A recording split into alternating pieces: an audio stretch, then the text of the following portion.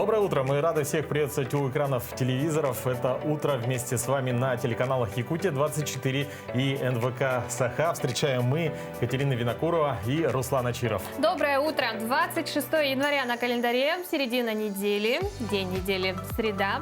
Сегодня в нашей программе мы поднимем такую актуальную тему, поговорим с руководителем колл-центра по вопросам коронавируса, узнаем, сколько звонков ежедневно принимают специалисты от населения и по какому алгоритму работает центр. Также мы с вами поговорим о пользе холода и о его притягательности для иностранных туристов и для спортсменов-экстремалов.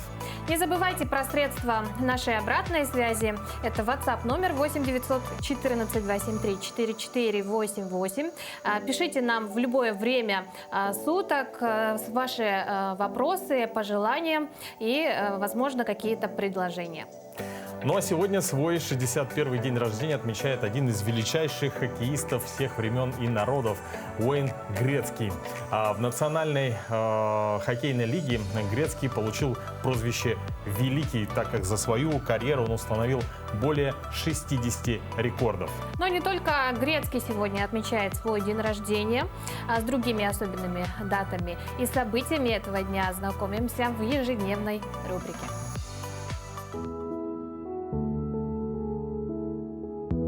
На календаре 26 января, среда. Сегодня Международный день таможенника, профессиональный праздник всех работников таможенных служб планеты. День Австралии, национальный праздник, знаменует начало освоения зеленого континента европейцами. 26 января 1788 года капитан Артур Филипп высадился в бухте Сиднея, поднял британский флаг и основал первую колонию – Новый Южный Уэльс. По народному календарю сегодня Ермилов день. Этот день по случаю холодов полагалось проводить дома. Люди так и говорили: «Ерема на печи, болезнь одолей и больше не болей». Этот день в истории. Европейцы впервые ступили на землю Бразилии. Лавры первооткрывателя территории современной Бразилии принадлежат Висенте Янсину Пинсону, испанскому мореплавателю, исследователю и конкистадору. 26 января 1905 года на руднике Премьер в Южной Африке был поднят самый крупный в истории человечества алмаз весом 621 грамм. Свое название «Кулинан» он получил в честь первооткрывателя и владельца рудника Премьер сэра Томаса Кулинана. 98 лет назад в этот день Петроград переименован в Ленинград, чтобы увековечить память вождя пролетариата, основателя и первого руководителя советского государства Владимира Ленина. В этот день родились Николай Чаушеску, румынский государственный деятель, политик, первый президент Румынии. Акио Морита, японский предприниматель, изобретатель, основатель компании Sony. Пол Ньюман, американский актер, режиссер, продюсер. Анджела Дэвис, американская правозащитница, педагог, писательница. Именины сегодня отмечают Афанасий, Максим, Марфа, Петр, Яков. Как отмечают синоптики, в Якутске в 20-х числах января температура воздуха бьет все климатические рекорды. В эти дни столбик термометра показывает отметки на целых 12-15 градусов выше среднегодовых. В то же время в северном районе республики морозы только крепчают. Действительно, в субботу в Аймиконе при температуре минус 53 градуса 70 отважных смельчаков вышли на старт марафонского пробега «Полюс холода-2022». О том, как прошел забег и как в такие морозы чувствовали себя спортсмены, мы сегодня поговорим с директором марафона «Полюс холода» Саргыланой Неустроевой, которая сейчас с нами на прямой связи. Саргылана, доброе утро! Доброе утро. Доброе утро. Сарглана, расскажите, вот марафон завершился. Скажите, довольны ли вы его результатом и количеством участников? Спасибо, конечно. Это был очень большой праздник спорта, праздник преемственности молодых спортсменов, ветеранов спортсменов. Приняло участие около 70 участников. И стояли самые холодные дни, что, конечно, очень обрадовало всех участников.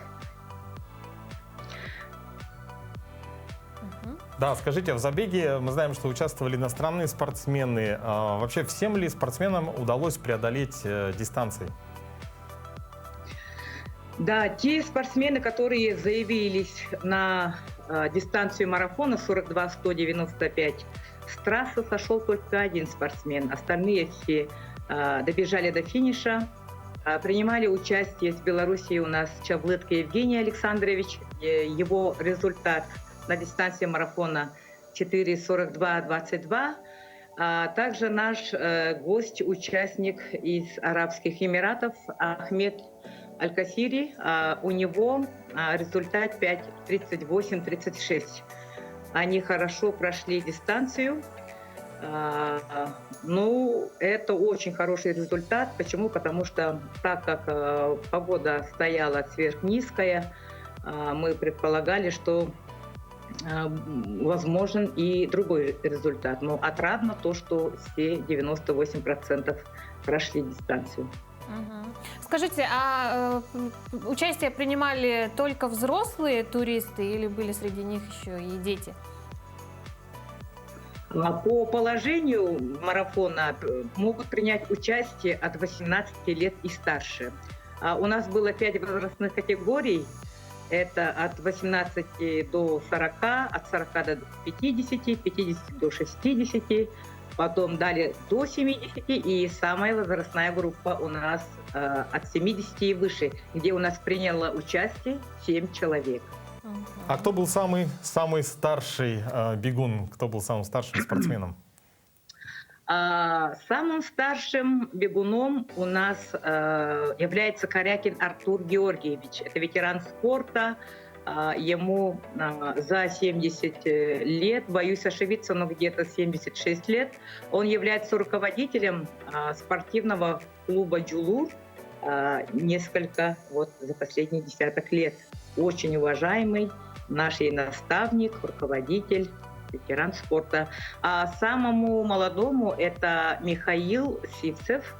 Он 1994 года рождения, получается, ему 27 лет. Саргалан, скажите, вы упоминали участников также из достаточно жарких стран, да, которые участвовали. Удалось ли с ними пообщаться после забега и узнать их вообще впечатления? Да, конечно, обязательно. После пробега мы провели круглый стол с нашим гостем, с Ахмедом Аль-Касири. У него достаточно большой, огромный опыт. Он участвовал во всех мировых крупных марафонах. Также рада сегодня сообщить нашим якутянам о том, что у марафона «Полюс холода» по Европе официальным послом является Паоло Вентурини. На территории Арабских Эмиратов мы как раз буквально вчера согласовали то, что Ахмед Аль-Касири будет представлять наш марафон «Полюс холода» на территории Арабских Эмиратов. И, конечно же, самое главное для организаторов, чтобы учесть все замечания участников, почему это самые главные индикаторы. Мы должны развиваться и с каждым годом, конечно же, проводить на уровне. Очень хороших, очень много советов он рассказал, так как он опытный. И в планах у нас первостепенно сейчас стоит, конечно, это создание нашего сайта пробега «Полюс холода», потому что очень многие интересуются. И в этом году почему у нас только два, из региона России и из-за рубежа, почему только 2 участника? Сами понимаете, это эпидемиологическая ситуация, поэтому заявок было много, но мы приняли 2 пока. В следующем году по состоянию эпидемиологической ситуации посмотрим. Сарглана, скажите, вот в техническом плане, да, по подготовке к марафону, по подготовке самой трассы, как вот все прошло, насколько вы оцениваете эту работу? Спасибо за вопрос. Организационный комитет правительства Республики Саха-Якутия, председатель Дмитрий Дмитриевич Садовников и основной организатор — это муниципальный район Аймяконский Улус район. Нашими спонсорами выступили компания «Баска», также индивидуальные предприниматели Якутии, первая инжиниринговая компания УК «Бюджетник». И достаточно серьезная команда, поэтому мы своей цели достигли. Самое важное то, что все участники очень довольны, а для нас, организаторов, это самое главное. Сарглана, скажите, вот полюс холода завершился, марафон. Вот какие результаты, выводы и какие планы уже на следующий марафон у вас есть?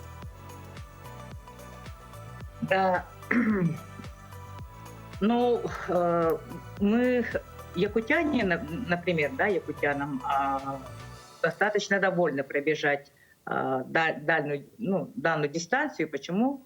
Потому что мы здесь родились, выросли. И, например, для участников из других теплых регионов, конечно, это очень сложно. Поэтому у нас в рамках дирекции марафона открытие Центра подготовки экстремального бега. В этом году у нас уже практика была у нашего главного тренера Василия Афанасьевича Спиридонова. Как раз вот Ахмед Аль-Касири, он проходил подготовку, и поэтому он смог участвовать. Для нас самое главное, важное, это, конечно же, здоровье наших участников во время пробега. Вот, поэтому в этом году мы провели первое научное сопровождение. И в следующем году вот в этом направлении у нас тоже обширные планы. Сарглана, спасибо вам огромное. Напомним, с нами на прямой связи была директор марафона «Полюс холода» Сарглана Неустроева. В следующем году ждем еще больше туристов из нашего огромного континента. Да, Сарглана, вам большое спасибо и, конечно же, развитие такому замечательному марафону. Ну, друзья, ну а мы с вами прервемся на небольшую паузу и после этого продолжим в нашей студии.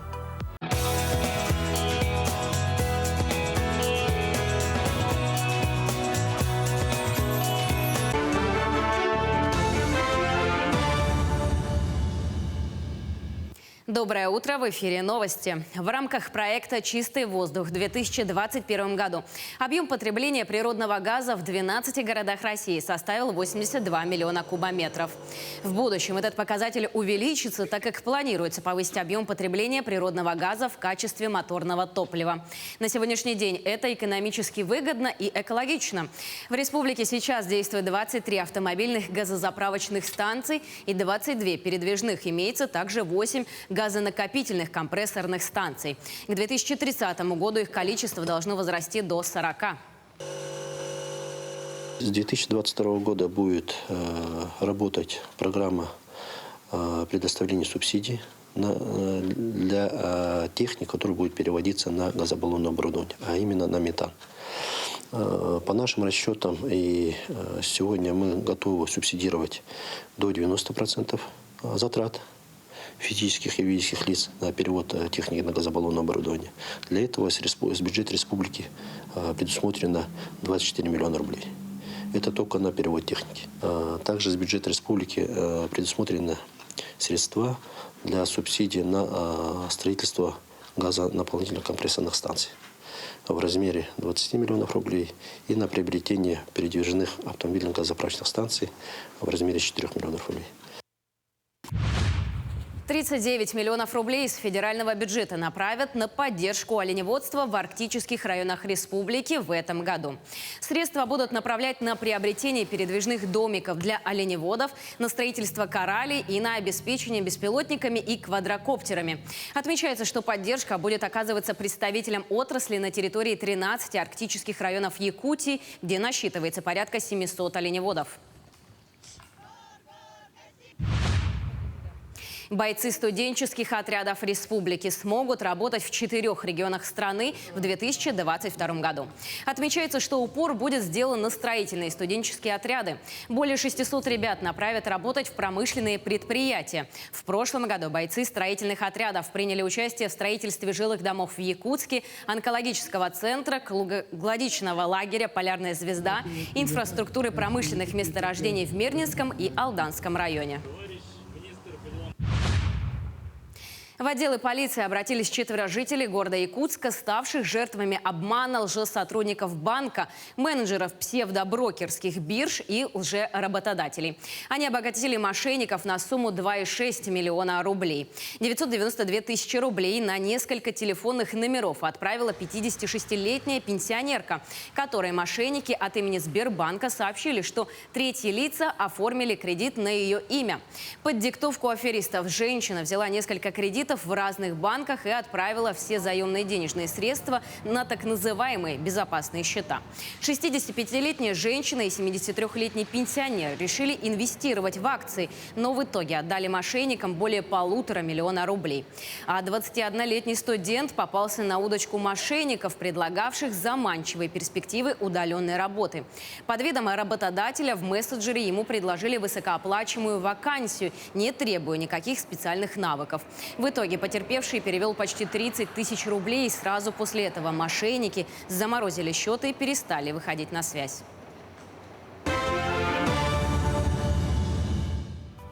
Доброе утро. Мы продолжаем это утро Якутии. До перерыва мы говорили о марафоне «Полюс холода». Мы продолжаем холодную тему. Так, не только туристов и блогеров привлекает якутский холод. Холод изучают. Также при низких температурах испытывают технику. Да, и в эти дни в город Якутск прибыл новый российский пассажирский лайнер МС-21-300. И его будут испытывать в условиях Якутии, а также планируют приобрести для рейсов в регион. О пользе холода расскажет Туяра Филиппова. Полет нового лайнера из Жуковского в Якутск прошел без замечаний. Экипаж доволен перелетом. Все самолетные системы оборудования отработали великолепно. Надеемся, что работы также пройдут здесь без сучка и задоринка. Одним из первых прибывший самолет осматривает глава региона Айсен Николаев. Можно достаточно спокойно пройти, для того, чтобы стюардессы не убирали. Соответственно, во время обслуживания пассажиров не убирали книжку сервисную. Можно было пройти в санузел, в другое место. Наземные и летные испытания в Якутии будут проходить ориентировочно в течение 3 недель. Наша задача совершить полеты и подтвердить работоспособность систем самолета в отрицательных температурах. Сегодня сертификат типа, тот, который получен, там данные в карте данных минус 30 градусов. Наша задача, скажем так, расширить наши возможности для эксплуатации самолетов в авиакомпаниях. В Якутии испытывают не только самолеты. Уже несколько лет тестируют в условиях морозов немецкие грузовики, а также шины компаний Bridgestone и Cordian. Заказчики довольны условиями Якутии. Очень хорошие трассы, длинные протяженности, очень качественный снег плотный. Это большая редкость. И естественный лед. То есть это все условия для того, чтобы проводить зимние испытания. Наша республика также может стать местом, где будет храниться весь мировой генофонд семян. Всемирное семенохранилище, расположенное на острове Шпицберген, давно испытывает проблемы, связанные с деградацией вечной мерзлоты. И Якутия в этом плане подходит как нельзя лучше. Тем более научные разработки в этом направлении активно ведутся. Якутские ученые изучают холод давно и уже имеют практические результаты. Материалы, устойчивые к предельно низким температурам, используются в промышленности, приборостроении, медицине. Один из перспективных к применению продуктов – биотехнологическая подложка на основе полиактида будет применяться для регенерации кожи после обморожений и ожогов. Изучение мамонтовой фауны – еще одно большое научное направление, связанное с холодом. Скоро появится Всемирный мамонтовый центр, где будут проводиться экспедиции по поиску останков и вестись работы по клонированию этих древних животных. We've developed technologies that allow you to read the DNA, even very badly damaged DNA, Мы усовершенствовали наши технологии так, что они сегодня могут расшифровывать ДНК, даже самый поврежденный код с туши древнего животного. С образца код переносится в компьютерную программу, где мы его вводим в живую клетку слона. Таким образом, мы изучили 23 генома разных слонов. Половина этих соединений не выживает. На компьютере мы решаем, какой геном мы хотим получить и какие гены нам стоит изменить в клетке современного слона. И только после этого, наконец, мы проводим анализы, синтезы и вводим ДНК в клетку слона. Так что проект «Оживить мамонта» теперь не кажется таким уж и фантастическим, а идея заработать на холоде, несколько лет назад казавшейся призрачной, как туман, уже работает. Доброе утро! Сегодня мы начинаем новую рубрику, которая совместно с историческим парком «Россия. Моя история», которая посвящена столетию образования Якутской ССР. Действительно, ровно 100 лет назад в такие же январские дни в Якутске проходил Якутский уездный съезд Советов, на котором было объявлено, что Якутия в виде автономной республики является составной частью РСФСР. Но это важное историческое решение для Якутии принималось в непростых условиях.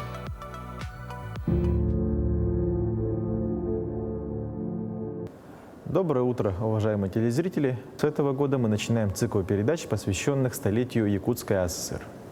И первая наша тема посвящена образованию Якутской ССР, а именно в каких условиях это происходило. Все это происходило, конечно, в условиях гражданской войны, и, безусловно, в ее условиях решение национально-государственных вопросов было очень затруднено. Сибирский ревком принимает решение упразднить статус Якутской области и придать ей статус района. Вот такие моменты были. На что, конечно же, местное руководство в лице уполномоченного Сибревкома по Якутской области Максим Кирович Амосов выразил протест, направил соответствующие письма в адрес самого Сибревкома и Емельяна Ярославского, который тогда был членом Сибирского бюро Центрального комитета Российской коммунистической партии большевиков. Уже в следующем месяце, в мае, после того, как эти протесты были получены, было принято решение сохранить частичную самостоятельность Якутской области, но с оговоркой на то, что некоторые ключевые вопросы, они все-таки останутся за Иркутской губернией. Затем же, уже в августе 2020 года было принято решение, что Якутии все-таки стоит наделить статус самостоятельной губернии, но это все-таки не отражало интересы реальные, поэтому уже в 2021 году был поставлен вопрос о том, что на базе Якутской губернии необходимо создать Якутскую автономную республику. В ходе участия делегатов съезда РКПБ, в том числе которых был в том числе и Максим Кирович Амосов, возвращаясь в Якутск, они приняли участие, посвященном именно вопросам предоставления автономии в Сибирском бюро ЦК РКПБ, на котором мнения разделились, потому что часть делегатов считала то, что предоставление автономии для Якутии преждевременно, часть считала то, что если автономию не предоставлять, это является нарушением вообще принципов советской власти, особенно тех решений прошедшего 10-го съезда, касающихся национально-государственного строительства. Затем у нас, из-за того, что мнения разделились, Сиббюро принимает решение передать вопрос об автономии в адрес ЦК РКПБ, то есть в Москву, где этот вопрос обсуждался до января 2022 года. В это же время шли различные споры и в самой будущей республике, именно в Якутии, по поводу автономии. И, наконец, в январе 1922 года Наркомат национальностей одобрил решение предоставить Якутии автономию. И после того, как это решение было утверждено Политбюро ЦК РКПБ, а именно лично Владимиром Ильичем Лениным, было принято решение о том, что Якутия все-таки будет автономной республикой. Соответствующие документы были подготовлены в течение февраля месяца. Было издано постановление в ЦИК. И затем уже в апреле 1922 года, а именно 27 апреля, у нас, наконец, Якутия получает статус автономной республики. Эпидемиологическая ситуация в республике, в частности и в Якутске, к сожалению, не ослабевают. Ежедневно население обращается в медицинские учреждения с подозрением на коронавирус. Для облегчения этой задачи больным и медикам создан единый колл-центр. И сегодня с нами на прямой связи руководитель колл-центра Аида Коростылева. Аида Викторовна, доброе утро. Доброе утро. Скажите, пожалуйста, сколько звонков в день обрабатывает колл-центр? В среднем на линию 122 в сутки поступает от 10 до 24 звонков. Это звонки, которые поступают не только в единый колл-центр. Отмечу, что линия 122 является многоканальной. По кнопке 1 звонки поступают на городские поликлиники, и с помощью голосового меню можно выбрать поликлинику, в которой хотите обратиться. Это поликлиника номер 1, Якутская городская больница номер 2, Якутская городская больница номер 3, медицинский центр города Якутска и Республиканская клиническая больница. По кнопке 2 ваш звонок поступает в единый круглосуточный центр для вызова врача на дом. Также по кнопке 3 можно обратиться на горячую линию Министерства здравоохранения Республики по всем вопросам, связанным с коронавирусной инфекцией. Режим работы данной линии тоже круглосуточный. Далее по кнопке 4 обращается по социальным вопросам, и кнопка 5 – психологическая поддержка и услуги волонтерской помощи. Аида, скажите, а сколько операторов работает в колл-центре? Кто эти люди и справляются ли они сегодня со своими задачами? Да, в дневную смену в едином колл-центре принимает и обрабатывает звонки 50 операторов, а в ночную смену 30 операторов. Но хочу добавить, что с 8 утра до 6 вечера с учетом операторов поликлиники работает одновременно более 100 операторов. Сегодня можно сказать, что со своей задачей данные операторы справляются. То есть у нас намного уменьшилось количество ожидания звонка. А скажите, вот какой алгоритм действия сотрудников колл-центра во время звонка? Сотрудники колл-центра при поступлении звонка проверяют данные гражданина в единой медицинской информационной системе, где имеется база населения республики. Но хочу подчеркнуть, что медицинские записи операторам недоступны. Оператор при поступлении звонка обязательно проводит сверку корректности данных. Это фамилия, имя, отчество, дата рождения, место прописки и прикрепления.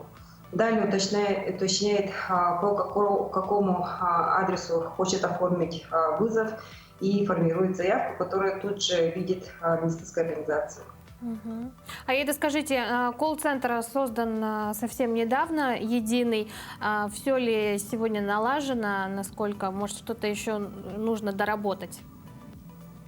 Алгоритм налажен. То есть, если возникают сложные медицинские вопросы, то операторы колл-центра имеют возможность переключить ваш звонок в соответствующую медицинскую организацию. Приходят звонки по вопросам оформления больничных листов, по результатам ПЦР-исследований и так далее. А скажите, а вот есть ли какая-то статистика, вот в какое время суток поступает наибольшее количество звонков? Да, статистика имеется, несомненно, это утренние часы и первые дни недели. Например, в воскресенье поступило более 10 тысяч звонков, а вчера, в понедельник, было зафиксировано более 24 тысяч звонков. Это огромное количество звонков, которое поступило на линию 122. Есть случаи, когда абонент, не дожидаясь, ложит трубку или обрывается звонок. Все эти данные фиксируются и доступны операторам. Оператор по непринятым звонкам делает обратный звонок, звонит. Перезванивают. Да, перезванивают. А в каком случае и с какими вопросами необходимо прежде всего звонить в колл-центр и с какими не стоит звонить? Можно звонить по всем вопросам, связанным с коронавирусной инфекцией, по вопросам вызова врача на дом, пунктам вакцинации и иным вопросам. Как я уже сказала, если возникают сложные вопросы, то оператор имеет возможность переключения звонка, либо передать по адресу. А если вы назвали такие большие цифры, да, 24 тысячи звонков в день практически, есть ли какая-то нехватка в операторах колл-центра? Требуются ли волонтеры или еще что-то? Нет, мы ежедневно проводим мониторинг операторов, сколько оператор обрабатывает звонки, количество звонков, которые у нас находятся на линии, да, не принятые. По мере возникновения таких вопросов у нас имеется, скажем так, резерв операторов, организованы для них дополнительные рабочие места и усиливается служба. Аида, спасибо вам за подключение, за ответы на наши вопросы. Давайте еще раз напомним номер единого колл-центра. Номер единого колл-центра по вопросам коронавирусной инфекции 122. Работа горячей линии круглосуточная. Аида Викторовна, вам большое спасибо за то, что подключились к нам, за ваш труд. И, конечно, желаем, чтобы все работало как нужно, все было налажено. Ну а нашим телезрителям мы желаем не болеть. Ну а в современном... Спасибо вам большое, Аида, еще раз. Спасибо. В современном мире темп жизни очень быстрый. Чтобы все успеть, люди зачастую пренебрегают полноценным сном и отдыхом. Отсюда и одно из распространенных недомоганий – синдром хронической усталости. О том, как избежать и как с ним бороться, расскажет наш доктор. Доброе утро! Синдром хронической усталости – это постоянное чувство переутомления, усталости, упадок сил, даже не проходящее после длительного отдыха. Это заболевание характерно особенно для жителей развитых стран и населенных мегаполисов.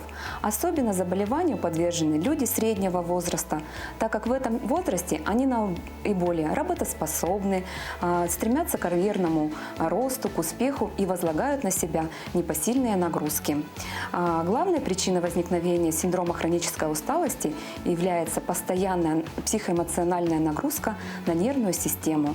Проявления симптомов сугубо индивидуальны, но чаще всего проявляется в виде депрессивных состояний и нервных расстройств, в виде повышенной раздражительности, вспышек гнева, агрессии, а также снижения работоспособности. Терапия заболевания направлена на устранение симптомов, она сугубо индивидуальна и комплексно направлена на повышение устранения симптомов и повышение работоспособности. Ежедневные прогулки на свежем воздухе, достаточный сон помогают избежать синдрома хронической усталости. Поездку на природу, частые прогулки, отдых на курорте помогут избежать перенапряжения и дадут нервной системе восстановиться и отдохнуть. Занятие любимым делом или хобби, отказ от фастфуда, а также употребление большего количества овощей и фруктов, достаточно питьевой режим, способны восстанавливать запасы энергии, а также хорошей работе всех органов и систем. При этом укрепляется иммунитет. Главное – отказаться от злоупотребления алкоголем и отказаться от курения. При первых симптомах недомогания обратитесь к лечащему врачу и будьте здоровы. Да, действительно, я думаю, что синдром хронической усталости есть у многих. У меня такое бывает, когда я несколько дней подряд очень рано просыпаюсь на эфир. Я думаю, синдром хронической усталости у нас у всех, у ведущих утро. Но, тем не менее, я думаю, достаточно любить свою работу, и все будет хорошо. Да, действительно. Но я думаю, что еще один хороший способ избавиться от усталости и почувствовать себя добрым и здоровым поможет чашечка ароматного крепкого кофе. Ну, а главное, чтобы он был правильно приготовлен. Как думаешь, кто правильно готовит кофе? Ну, конечно же, бариста правильнее всех готовит кофе. О представителе этой профессии мы поговорим в нашей рубрике. Чтобы стать бариста, нужно любить кофе и уметь общаться с людьми. В нашей стране и по всему миру существуют специализированные места обучения профессии бариста. К сожалению, в Якутске их нет, но вы можете устроиться в вашу любимую кофейню, где вас обязательно научат азам. Разбираться кофе нужно в двух вопросах. Это что за зерно используется, и второе, когда оно появилось в этой кофейне, потому что свежесть сильно влияет на вкус. Существует два вида зерна – арабика и робуста. В мире считается, что арабика более качественная и вкусная, чем робуста. Но кофе – это субъективно, поэтому всегда интересуйтесь, какое зерно готовится в вашей кофейне. Также очень важно, на каком оборудовании готовится кофе, потому что только на качественном оборудовании получится вкусный напиток. Способ приготовления кофе – это очень личный и субъективный процесс. В любом случае, всегда пробуйте разное. Например, есть очень популярные напитки – американо, капучино или латте, которые готовятся на подобном оборудовании. Кофе без кофеина, кофе с ароматизаторами, разные смеси, разные вкусы. Мое личное мнение, что на каждое зерно кофе найдется свой потребитель. Пробуйте, ищите и находите свое. Среди гурманов считается неправильным добавлять различные добавки в напиток, такие как сиропы, сахар, корица. Но, опять же, если вам нравится, никто вам не запрещает. Напиток готов. Не знаю, как с баристой, а вот барменов уже слегка на рабочих местах потеснили роботы. Недавно в Пекине представили нового робота-бармена, который будет работать в Олимпийском пресс-центре. Смешать, но не взбалтывать. Или все же взболтать. Любая задача по плечу роботу-бармену, установленному в главном медиацентре, который будет работать в Пекине во время Олимпийских игр. Журналисты, занимающиеся освещением мероприятия, смогут сделать свой заказ и получить готовый напиток в баре главного обеденного зала. Аппарат запрограммирован на то, чтобы делать более десятка различных коктейлей, как с алкоголем, так и без него. Работает бармен с поистине олимпийской скоростью. На то, чтобы отмерить, смешать и подать идеально сбалансированный напиток, механизированному манипулятору требуется всего лишь от 70 до 90 секунд. Барменам-людям остается лишь украсить коктейль и подать его к столу. С помощью роботов организаторы игр намерены повысить уровень безопасности и снизить риски заражения коронавирусом. Зимняя Олимпиада в Пекине будет проходить с 4 по 20 февраля, а Паралимпиада с 4 по 13 марта. Но в свою очередь мы хотели бы пожелать вам заниматься спортом и рекомендуем вам заботиться о своем здоровье, ведь, как говорится, болезнь лучше предотвратить, чем потом вылечить. Ну а в качестве одной из мер профилактики заболеваний дыхательных путей, в том числе и коронавирусной инфекции, мы предлагаем ежедневно делать дыхательную гимнастику. Конечно, вместе с нашим тренером. Доброе утро! Сегодня я вам покажу дыхательные упражнения, рекомендованные для людей, перенесших коронавирусную инфекцию. Итак, первое упражнение по Стрельниковой. Исходное положение вот в таком положении. И упражнение называется ладошки. Сжимаем 8 раз. Во время сжимания делаем вдох носом, выдох свободный. Итак, поехали. И вдох.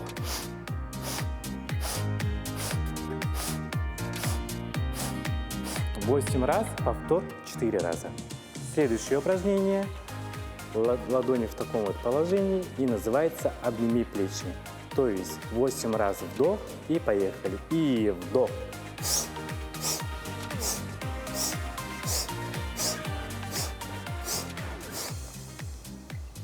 8 раз, повтор 4 раза.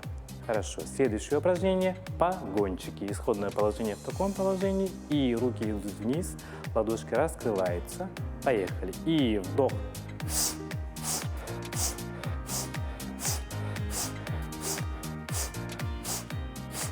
Восемь раз, повтор 4 раза. Следующее упражнение. Вниз. Опускаем плечи. Насос называется. И раз.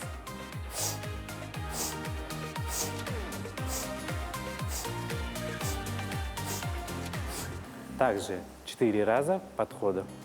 Следующее упражнение – кошечка. То есть исходное положение, руки в таком положении. И вдох, вдох. Поехали. И вдох.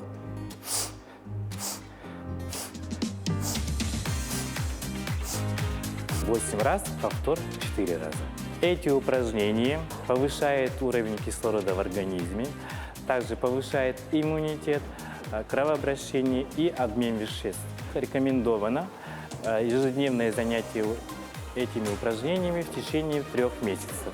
Для профилактики достаточно 2 недель до месяца. Будьте здоровы, до свидания. Да, спасибо за ежедневные уроки по дыхательной гимнастике. Руслан, тебе какое из упражнений больше всего понравилось? Ну, так как мы уже проснулись, находимся в нашей студии, в принципе, запоминается почему-то по названию уже 3-й день название упражнения, которое называется «Кошечка». Да, и название тоже интересное. Я думаю, благодаря такой своеобразности наименований, да, легко запомнить. Да, легко запомнить, и можно сделать эти упражнения в любой момент. Ну, а мы с вами прервемся на небольшую паузу и вновь через несколько минут встретимся в этой студии.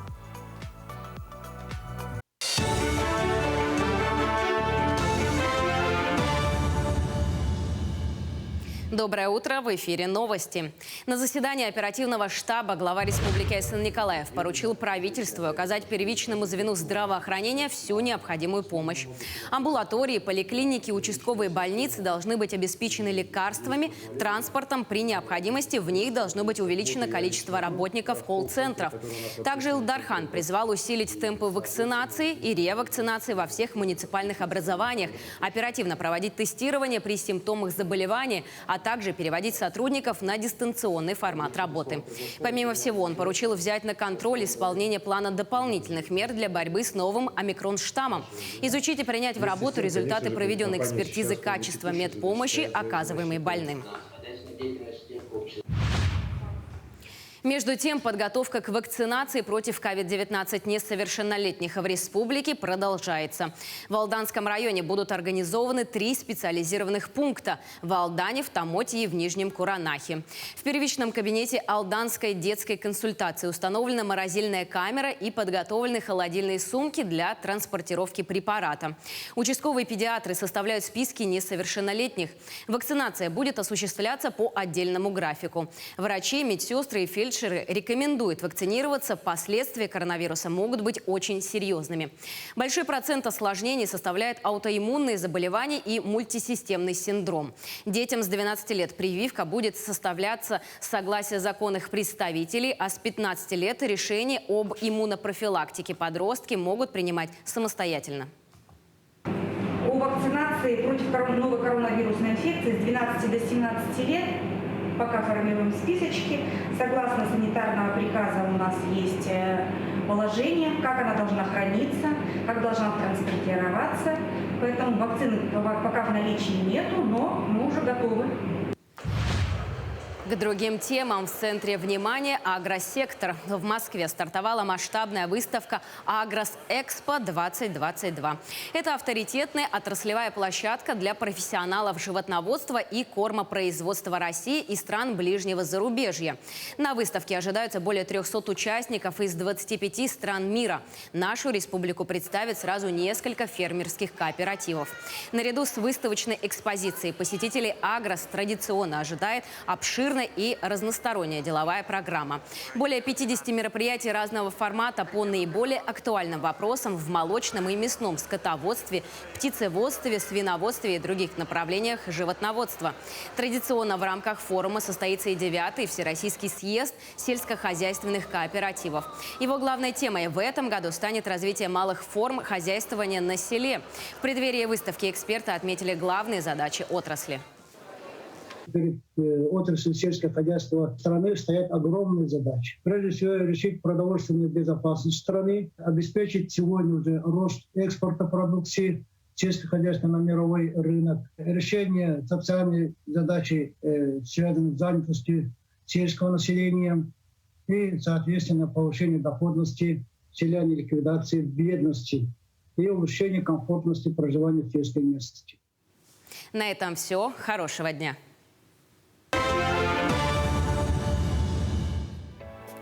Спасибо, Валерия. Это «Утро Якутии», 26 января. Уважаемые телезрители, не забывайте, что вирус очень коварен, поэтому мы вас призываем обязательно носить маски, при надобности перчатки, пользоваться антисептиками, вовремя вакцинироваться и ревакцинироваться. Также не забывайте чаще мыть руки с мылом. Да, но это достаточно простые правила, которые несложно выполнять, и мы надеемся, что скоро будет уже спад пандемии. Пандемия очень пойдет на убыль. Да, очень надеемся на это. Ну а мы также напоминаем вам про то, что ваши пожелания мы ждем на наш WhatsApp номер 8 914 273 44 88. Ну а также наш рабочий Instagram-аккаунт. К любым вашим предложениям по поводу, возможно, сюжетов и так далее, то, пожалуйста, в любое время пишите нам. Ну а также, если вы пропустили выпуски наших эфиров, то вы можете всегда их посмотреть на нашем Ютубе. Достаточно зайти на страничку «Утро Якутия 24» и в строке поиска набрать «Утро Якутии».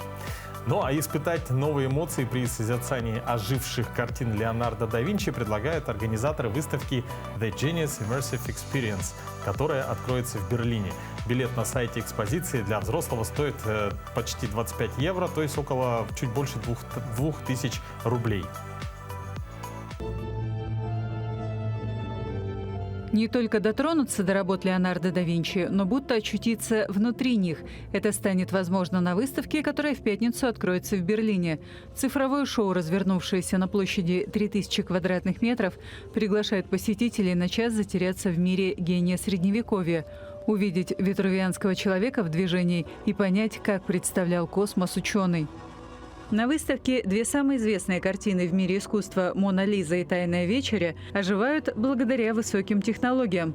Посетители смогут не просто увидеть их в увеличенном и объемном варианте, но и сами стать художниками, изменяя цвета и структуру полотен. Помимо изображений, которые окружат зрителей со всех сторон, на них отовсюду будет литься музыка, которая, по мнению создателей, помогает прочувствовать состояние великого итальянца, например, в момент изобретения лампочки или вечного двигателя. Ли Саквиц, художественный руководитель иммерсивного шоу, говорит, что многие знакомы с работами да Винчи, но не знают, каким удивительным парнем он был. Мы можем отправиться с вами исследовать гениальный ум да Винчи и попытаться понять, о чем он думал. Скажем, если бы проснулся в наши дни 500 с лишним лет спустя. Что бы он подумал о технической революции, как бы писал свои картины сегодня, какие технологии использовал бы. Он уже тогда говорил о картах и спутниках. Он думал обо всем этом. Подготовка к шоу длилась год. Над ним работали 20 дизайнеров и 7 IT-компаний, которые задействовали десятки своих сотрудников. Открыть для себя новый смысл работ да Винчи, найти вдохновение и поразмышлять о собственных талантах и возможностях. Такой видит главную задачу выставки Саквиц. Послание шоу, даже не беря в расчет все эти технологии и прекрасные цифровые проекции, в конечном итоге таково, что каждый может творить. И даже если вам кажется, что вы всего лишь точка, то вы все равно оставляете след в истории. После Берлина выставка отправится в турне по Европе и Америке. Настоящее невообразимое волшебное шоу, да, устроили еще и такого известного на весь мир художника Леонардо да Винчи. Да, Я посмотрела. Вот хотелось бы действительно, чтобы уже пандемия сошла на нет, чтобы вот такие, допустим, в том числе экспозиции могли, допустим, приехать, почему бы и нет, да, к нам в город Якутск и на базе музея «Россия. Моя история», там, по-моему, все это технически возможно сделать. Да. Показали бы и жителям нашего города и республики. Так что надеемся на хорошее. Что ж, а в Пенсильвании недавно установили необычный рекорд.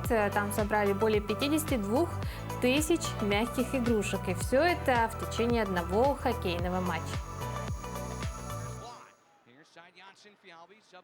После двухлетнего перерыва, вызванного пандемией коронавируса, хоккейная команда Hershey Bears из одноименного города в Пенсильвании в субботу вновь провела благотворительную акцию по сбору плюшевых игрушек.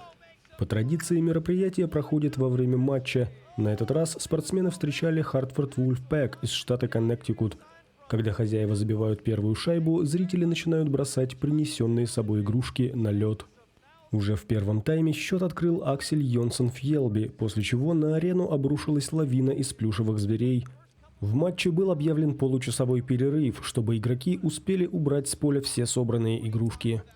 Представители команды сообщили, что им удалось побить собственный рекорд, установленный в 2019 году.